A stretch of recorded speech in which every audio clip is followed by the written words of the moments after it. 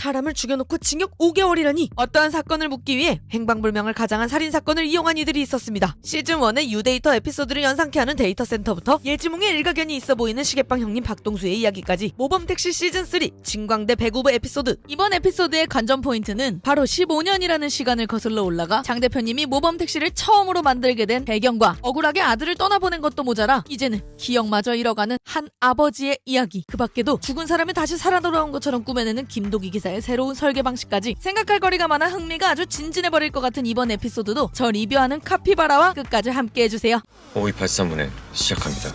여러 사람이 둘러앉아 식사하는 자리에서도 도기의 시선은 아파 보이는 장 대표님의 손목으로 향하는데요. 아이고 효자일세. 스윗한 도기와는 정반대로 툴툴거리면서도 챙길 건 다 챙기는 손녀 컨셉의 고은이. 두 사람의 걱정 어린 한마디에 곧바로 병원부터 방문해버리는 우리의 장 대표님도 너무너무 귀여우십니다. 이때 어디선가 걸려오는 한 통의 전화. 임동현을 만나러 가자는 전화 속 남자의 한마디에 얼어붙는 장 대표님. 전화를 건 대상은 동수영님이라는 남자였는데요. 갑작스러운 아들의 죽음과 시신마저 찾지 못했던 현실. 용의자로 피고석에 올랐던 또래의 임동현은 징역 5개월, 사회봉사 80시간이라는 말도 안 되는 형을 선고받습니다. 사실 우리나라 법망에서는 시신을 발견하지 못하면 살인사건으로 기소조차 불가능한데요. 현실을 받아들이기 힘들었던 박동수는 결국 민호 곁으로 가기로 마음먹는데요. 당시 장 대표도 살인사건으로 부모를 잃은 피해자였기 때문에 법으로는 차마 다 심판할 수 없는 사건들의 억울한 피해자의 마음을 어떻게든 헤아리고 싶었는데요. 그래서인지 죽으려고 마음을 먹었던 동수영님을 필사적으로 살려냅니다. 그 뒤로 동수영님과 장 대표님은 학교도 찾아가보고 감독님도 만나보면서 사방팔방으로 민호와 임동현의 사이를 조사하기 시작하는데요. 역시 쉽지 않았습니다. 오랜만에 등장하는 이 얼굴. 검사 친구의 도움을 받아 사건 자료를 살펴보는 장 대표님. 그런데 CCTV 원본 USB가 누락되어 있는 걸 발견합니다. 결정적인 증거가 될 수도 있는 CCTV 영상을 가로채간 변호사를 찾아간 장 대표. 대표님 멋있는데요? 집요하게 CCTV를 얻어낸 장 대표는 곧바로 동수영님과 함께 이 CCTV 화면을 살펴보는데요. 쟤 어디 보고 있는 거야? 박민호와 임동현이 싸우고 있던 현장에서 민호가 나간 뒤에 사각지대를 보면서 대화하고 있는 임동현. 현장에 한 명이 더 있었던 게 틀림없어 보입니다.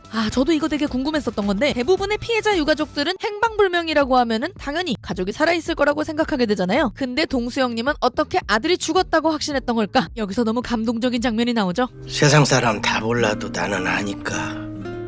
아빠잖아. 두 사람은 임동현이 출소하는 날 교도소 앞에서 만나 임동현과 이야기를 해보기로 하는데요. 약속했던 그날 임동현은 차를 타고 멀리 사라져버리고 동수영님은 그 자리에 나타나지 않았습니다. 그날 이후 장 대표님은 동수영님을 더 이상 만날 수 없었고 15년 만에 병원에서 다시 만난 동수영님은 기억이 사라져버린 상태였습니다. 동수영님은 과연 박민호를 진짜로 잊어버리고 싶었던 걸까요? 아니면 너무나도 잊고 싶지 않았던 일을 누군가의 또 다른 가해로 인해 잊을 수밖에 없었던 걸까요? 그 진실을 밝혀내기 위해 무지개 운수 식구들이 다시 한번 뭉쳤습니다. 15년 전 동수영님으로부터 시작된 모범택시의 첫 의뢰. 내 아들 박민호의 억울함을 풀어주세요. 과연 이번엔 어떤 모습으로 통쾌한 복수를 보여줄지 벌써부터 기대가 됩니다. 저는 김도기 기사와 고은이의 대화에서 이번 의뢰는 두 사람을 위한 거니 조금 더 신경 써야겠다는 도기의 말이 너무나 따뜻하게 느껴졌는데요. 부디 묵혀뒀던 이번 사건을 해결하고 장 대표님의 동수영님을 향한 죄책감이 조금이라도 줄어들었으면 좋겠네요. 박민호가 살해당한 것이 아니라 행방불명이라는 결정적인 증거였던 CCTV. 다툼이 있고 난 이후 혼자서 걸어나오는 10번 유니폼을 입은 한 남성을 보고 법원에서는 박민호가 살해당한 것이 아니라 실종된 것이라고 결론 내린 모양이었는데요. 박민호의 사진과 영상 속 10번 유니폼을 입은 남자가 가방을 맨 방향이 다르다는 것을 발견한 김도기 기사와 무지개 택시 식구들 본격적으로 사건 조사를 시작합니다. 그렇게 못 찾는 게 없는 고은이의 도움을 받아 찾아낸 임동현. 돈 많아 보이는데? 도기의 모범 택시를 잡아타고 임동현이 향한 곳은 먼지 쌓인 이상한 차들이 잔뜩 주차되어 있는 장례식장이었는데요. 와, 이 기능을 어디서 써먹나 했더니 이번 편에서 써먹는 거였네요. 힘들게 올려보낸 안테나 카메라로 안을 살펴보니 도박장의 풍경이 펼쳐집니다. 이 모범 택시를 열심히 보다 보니까 이 정도는 이제 예상이 되네요. 도기는 임동현이 15년 전 무언가를 숨기기 위해 박민호를 살해했을 거라고 예상해보고 그에 대한 답을 임동현에게 직접 듣기로 하는데요. 쪽지로도 전화로도 집요하게 임동현을 찾는 박민호인 척하는 김도기. 임동현은 조성욱이라는 남자를 찾아가서 다짜고짜 물어봅니다.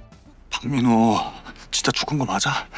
네가 확실하게 묻은 거 맞지? 도기는 이 남자가 사건 당시 임동현, 박민호와 함께 있던 남자라는 걸 단번에 눈치채는데요. 그를 대하는 과격한 조성욱의 태도를 보니 임동현이 무언가 약점을 잡힌 것 같기도 합니다. 한편 동수영님의 꿈속에 계속해서 등장하는 박민호. 놀라서 깨어난 동수영님은 아주 잠시 기억이 돌아오는 듯합니다. 생각보다 밝혀진 게 많이 없는 이번화는 그렇게 끝이 나고 다음 에피소드에서는 임동현이 죄를 뒤집어 써가면서까지 감추려고 했던 게 무엇인지 본격적으로 밝혀질 것 같습니다. 본편이랑 비슷한 장면이 예고편에 있는 걸로 볼 때 이 장면은 박민호가 아닌 박동수를 이야기하는 것 같기도 하고요. 진짜 죽은 거 맞아?